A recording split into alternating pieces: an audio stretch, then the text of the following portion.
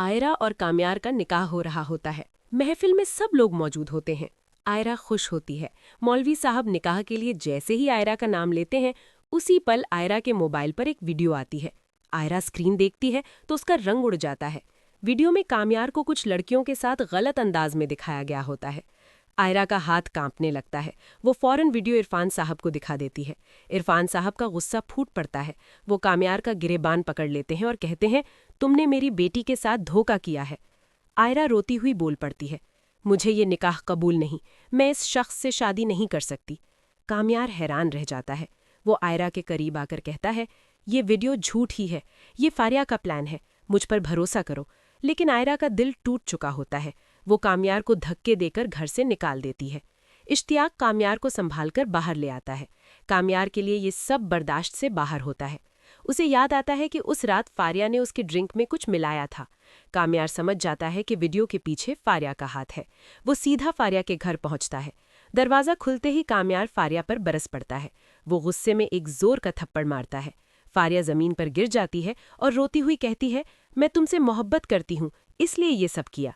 काम्यार गुस्से से कहता है, तुम्हारी मोहब्बत ने मेरी जिंदगी बर्बाद कर दी। काम्यार फारिया को चेतावनी देता है और वहां से चला जाता है। वो फौरन आयरा के घर जाता है, लेकिन वहां ताला लगा होता है। काम्यार घबराकर इश्तियाक को कॉल करता है।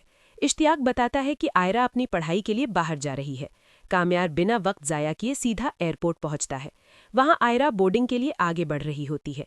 काम्यार जोर से आयरा का नाम लेता है। आयरा रुक जाती है, पलटकर देखती है। उसी वक्त फारिया भी वहां पहुंच जाती है। वो सबके सामने सच उगल देती है। वो कहती है, मैंने ही काम्यार की लड़कियों के साथ वीडियो बनवाई, आयरा मेरी बातों में आ गई थी। आयरा का सिर शर्म से झुक जाता है। वो काम्यार की तरफ देखती है। उसकी आंखों में आंसू होते हैं।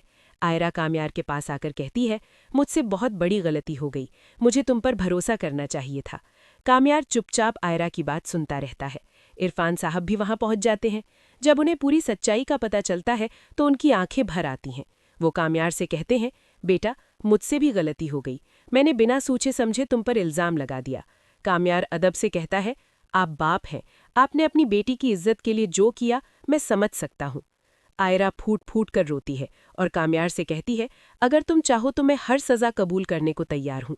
इरफान साहब फैसला करते हैं कि निकाह दोबारा होगा। सब लोग वापस घर आते हैं। मौलवी साहब को बुलाया जाता है। इस मर्तबा आयरा का चेहरा पुरसुकून होता है। मौलवी साहब आयरा से पूछते हैं, क्या तुम्हें काम्यार से निकाह कबूल है? आयरा पूरे यकीन के साथ कहती है, कबूल है। काम्यार से पूछा जाता है तो वो भी मुस्कुराते हुए कहता है, कबूल है। निकाह मुकम्मल हो जाता है। निकाह के बाद घर में खुशी का माहौल होता है। लेकिन अचानक काम्यार की दादी की तबीयत खराब हो जाती है। सब लोग उन्हें अस्पताल ले जाते हैं। डॉक्टर बताता है कि उनका वक्त करीब है। दादी काम्यार और आयरा को पास बुलाती हैं। वो दोनों के हाथ एक दूसरे के हाथ में रखकर कहती हैं, जिंदगी में चाहे जो भी मुश्किल आए, एक दूसरे का साथ कभी मत छोड़ना। मोहब्बत और भरोसा ही असली ताकत होती है। ये कहकर दादी की आंखें बंद हो जाती हैं। दादी के इंतकाल के बाद काम्यार बहुत उदास हो जाता है। आयरा हर लम्हा उसके साथ रहती है। वो काम्यार को एहसास दिलाती है कि वो अकेला नहीं है। धीरे धीरे काम्यार अपना गम संभाल लेता है। आयरा और काम्यार एक दूसरे के लिए एक नई जिंदगी की शुरुआत करते हैं। वो दोनों समझ जाते हैं कि सच्ची मोहब्बत सिर्फ साथ रहने का नाम नहीं, बल्कि एक दूसरे पर भरोसा रखने का नाम है। अगर आप और भी इस ड्रामा के रिव्यू देखना चाहते हैं तो चैनल को लाइक, शेयर और सब्सक्राइब कर दें।